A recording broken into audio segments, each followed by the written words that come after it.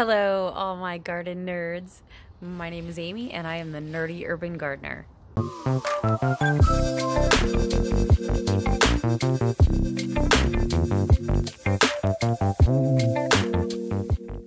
So I apologize because I am a little squinty right now, but it is really sunny out. It's actually quite beautiful out, but it is 36 degrees out, so it is quite cold. We have had several frosts now, and it is December 1st.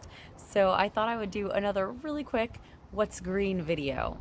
So there's not a whole lot of green left here, but you can see that there is some green still in New England in December. So what I've got going on here are turnips. I don't know that the turnips themselves are going to develop because I may have put them in a little too late, but these are some really beautiful turnip greens, and I will most definitely be picking those to put into some soups or salads or saute them up with something. I don't know yet. But they're still really healthy and very vibrant, so I'm going to leave them for now. This is my calendula, so you can see this piece of calendula has actually died off. However, this calendula here is actually still going strong, which is actually a piece you can see right off of that dead calendula. So I'll probably snip these pieces off, but I'm gonna leave this going because if it's happy, then I'm happy. It will most likely still get some flowers. You can see over here, right there, that is cilantro. I think most people think of cilantro and they think of things, you know, that involve spicy foods or warm climate foods, but cilantro is actually a cold weather plant. So it's doing pretty well still here in New England in December. We are, as I usually mention, in zone 6B/7. And then I actually have way over here next to my pile of compost and manure some more cilantro that is pretty darn happy. So I'm gonna let it go and you know, use it when I want to, because why not? Because it's beautiful and it smells fresh like cilantro. So Jack's pretty excited about that. So this bed here is pretty much done, and this is in the set of beds that in my first video I mentioned I'm gonna get rid of come spring. But for now I'm still gonna keep using it because it still has a little bit more calendula in it. And this one's a little worse for wear, but it is still producing some buds, and I'm gonna leave it because I love calendula. It's one of my favorite flowers, and it's beautiful. And it's a nice little pop of orange when it does flower in December.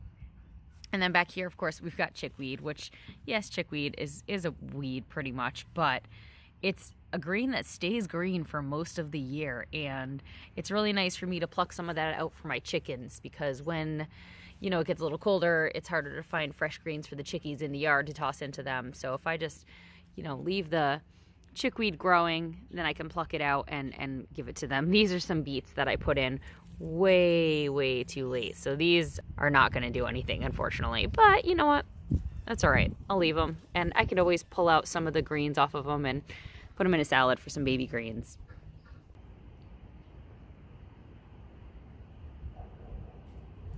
And of course, the carrots. The carrots are still green. Mine are smaller. They don't look so fluffy and bushy like carrots usually do, but these are a smaller fingerling carrot, so they're not quite so big as a normal size carrot, so they don't grow as much fluff. And then there's a little calendula in there, which you can see actually has 2 buds on it right there, so that's very cool. So I'll leave that. The calendula I tend to spread all over the place, especially in the fall, because I know that it's going to come up and it's going to stay pretty, and you know, sometimes you just want some pretty, even in the winter and the fall.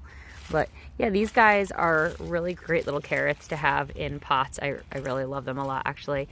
So you can see they're just a little smaller, but still just as delicious. So bring this one upstairs and eat it, maybe in a salad for lunch. This is Corydalis, and it is still green and fluffy. Just for size reference, it's gone kind of crazy in this box. There's some very dead lemon balm behind it, but the Corydalis is still green. And look at that, there's a little, you see a little flower on there. It's pretty cool. So the Corydalis is still green. Check. This is my sage bush. It's just a common sage. And it's definitely looking a little worse for wear. But at the same time, sage is just so pretty. The color is just such a really lovely pastel-y mint green. And as it dies off, it actually takes on like more of a lemony, yellowy green color. So I don't actually mind that. So I leave it hanging out for the winter and trim it in the spring just because it is a really pretty color. And it adds a little pop of life, if you can call that, to the, to the garden. Here I got some meager looking little radishes. I did plant these, again, like the turnips, way too late. I think I planted them in beginning of October, but it was like the second week maybe in October. I love to experiment and just see if things will grow, because you never know. And if you have the extra seeds, it doesn't hurt to try it and see what happens. It gives you that much more knowledge about your garden. So I now know maybe if I planted them a week earlier, they would have been a little hardier.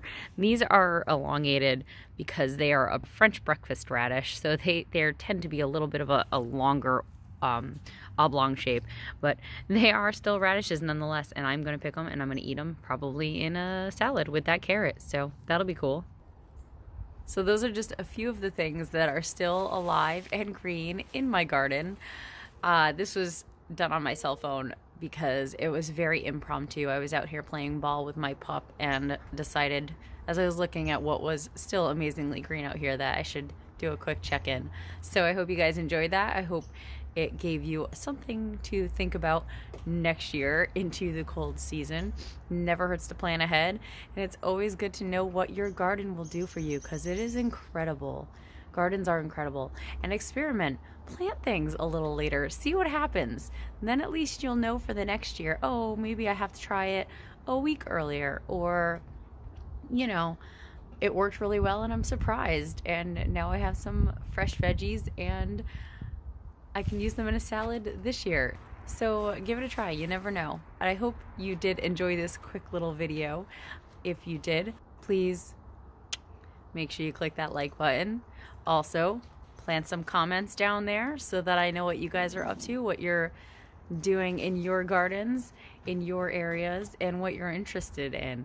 And don't forget to subscribe to the channel. That way you have a little more inspiration in your life and you can share with me. Oh, my buddy back there, he is running around now. Thank you guys all so much for watching.